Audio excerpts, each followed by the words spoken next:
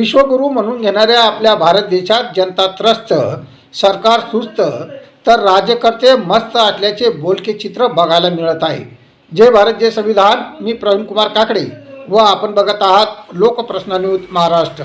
नोटबंदी ते गॅसबंदीपर्यंत या देशातील जनता त्रस्त झालेली असताना आता अचानक या देशातील व राज्यातील जनतेला पेट्रोल व डिझेलसाठी सामना करावा लागत असल्याचे बोलके चित्र समोर येत आहे. बुलढाणा जिल्ह्यातील देवगरजा शहरात गॅस सिलेंडर सारखीच आता पेट्रोल व डिझेलसाठी तुफान गर्दी बघायला मिळाली. शहरातील व शहराला लागून असलेले काही पेट्रोल पंप पेट्रोल व डिझेलचा साठा उपलब्ध नसल्याने बंद असलेले दिसून आले, तर जाफराबाद रोडवर नव्याने सुरू झालेल्या पेट्रोल पंपाची मशीन अचानक खराब झाल्याची अजब गजब हास्यास्पद माहिती ऐकायला मिळाली. जालना रोडवर असलेल्या मिश्री कोटकर पेट्रोल पंप व कांदे यांचा गजानन पेट्रोल पंप सेवा देताना दिसून आला. या दोन्ही पंपावर पेट्रोल व डिझेल घेण्यासाठी लागलेल्या लोकांसह 2 व 4 चाकीच्या रांगा नक्कीच आपला देश विश्वगुरू झाल्याचा प्रत्यय देत होता. एकीकडे शेतकऱ्यांपासून सामान्य ते असामान्य जनता देशात त्रस्त झालेली बघायला मिळत असताना एका पाठोपाठ येणाऱ्या संकटांना ही जनता तोंड देत असून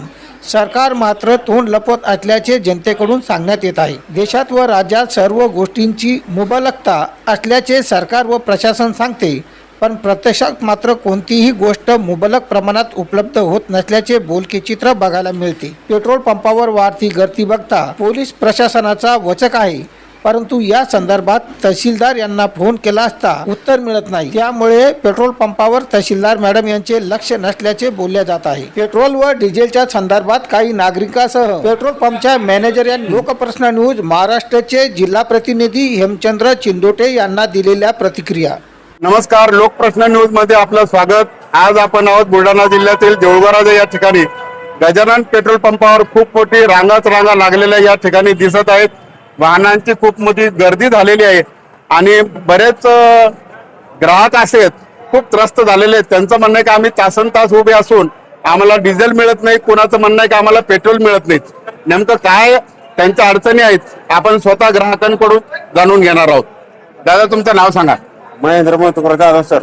बर, काय झालंय तुमचं नेमकं अडचण? माझा सेल प्रोग्राम आहे आणि मग रात्रीला काढावं लागतंय आणि त्याच्यानंतर ते ट्रीटमेंटला द्यावं लागतंय आणि ते जर ट्रीटमेंट हुकली तर आमचं पैसे भेटत नाही आम्हाला.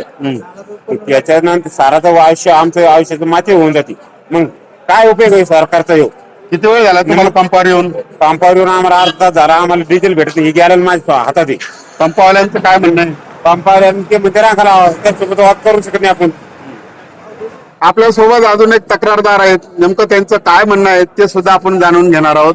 तुमचं नाव सांगा. माझं नाव दीपक गजानन चव्हाण, राहणार कुंभारझरी, तालुका जाफराबाद, जिल्हा जालना. बर, तुम्ही देऊळगाव राजाला गजानन पेट्रोल पंपावर आले. तुम्हाला या ठिकाणी आल्याच्या नंतर काय लक्षात आलं? काय अडचणी निर्माण दिसल्या तुम्हाला? तर शेतकरी डिझेल साठी आलेले आहे, पण तो डिझेल असताना सुद्धा पंपवाले डिझेल देऊन लागले ना. कॅनीमध्ये डिझेल, शेतकरी कॅनीतच नेणार आहे डिझेल. तो थोडी वाहन आणणार आहे इथं. किती वेळ झाला तुम्हाला पंपावर येऊन? मला 2 तास झाले. 2 तास झाले? हो. पंपावर रांगा आहेत? हो. पंपवाल्याचं काय म्हणणं आहे? डिझेल फक्त वाहनामध्येच टाकून देऊ म्हणू लागले ते. बर, शेतकरी आपला शेतकरी जो वर्ग आहे, ट्रॅक्टर मध्ये मशागत चालली आहे, हार्वेस्टर चालली आहे, त्यांना डिझेल कॅनीमध्येच न्यावं लागतं. वाहन इथपर्यंत आणू शकत नाही आणू शकत. 50 किलोमीटरला कोण आणणार आहे वाहन? गजानन पेट्रोल पंपाचे मॅनेजर आपल्या सोबत आहेत. आपण सुद्धा त्यांच्याकडून जाणून घेणार आहोत थोडक्यात. त्याचं नाव सांगा तुमचं. काय परिस्थिती आहे? पंपावर लाईट लागली, काय कारण? साठा उपलब्ध आहे, पूर्ण माल व्यवस्थित आहे, पण गिऱ्हाईक व्यवस्थित घेत नाही. कोणी कॅनीत लागतं, कोणी काच्यात लागतं. त्यांचं काय म्हणणं आहे? ग्राहकांचं म्हणणं आहे आम्हाला कॅनीत असं करावं तसं करावं, त्याच्यामुळे कॅनीत आम्हाला देता येत नाही. बर, कॅनी तुम्ही देत नाही? बिसलेरी बॉटल मध्ये नाही. बर, मग फक्त वाहनातच तुम्ही डिझेल पेट्रोल देताय. मग तुम्ही कंटिन्यू पंप चालू आहे तरी सुद्धा एवढी लाईन का बरं लागली? ग्राहक व्यवस्थित घेत नाही. बर, त्यांना लाईनीत व्यवस्थित उभं करायचं काम तुमचंच आहे ना? ते राहत नाही उपस्थित व्यवस्थित. काही जनसामान्यांच्या लोकांचं असं म्हणणं आहे पेट्रोल आणि डिझेल हे बंद होणार आहे, त्याच्यामुळे कोणीतरी अफवा उडवली का? अशी काही शासनाचे असे काही निर्देश आहेत का? नाही. तुमच्याकडे मोबाईल साठा आहे पेट्रोल डिझेलचा? आहे ना, सध्या आता जो आहे तो विकणार आहे. बुलढाणा जिल्ह्यातील देऊळगाव या ठिकाणी मिस्त्री कोटकर पेट्रोल पंपावर फार मोठी गर्दी पाहायला मिळाली. नेमकं काय कारण आहे हे आज आपण स्वतः मॅनेजरकडून जाणून घेणार आहोत. साहेब आपलं नाव सांगा. माझं नाव दत्ता अंतरकर, MWBC कोटकर पेट्रोल पंपावरती सुपरवायझर म्हणून मी काम करतो. ही जी गर्दी आहे ही निव्वळ अफवावरती म्हणजे सोशल मीडियावर जी अफवा आहे त्याच्यानुसार पसरलेली आहे. त्याच्यामुळे कोणी या अफवांवर बळी पडू नये आणि आपल्याकडे मुबलक प्रमाणात साठ आहे आणि डेपोतही माल सप्लाय होणार आहे. त्यामुळं या अफवांवर कोणी बळी पडू नये. तुमच्याकडे मुबलक साठा आहे, मग गर्दी का झाली? अफवांवरती जे म्हणजे यूट्यूब माध्यम आहे, जे समजा सोशल मीडिया आहे या माध्यमातून याचा अप्रचार करण्यात आला, त्यामुळे ही गर्दी झालेली आहे. ग्राहकांचं असं म्हणणं आहे की मुबलक साठा असून सुद्धा पेट्रोल पंपावाले घेण्यासाठी आनाकानी करू लागले. नेमकं काय कारण आहे? तसं काहीच नाही.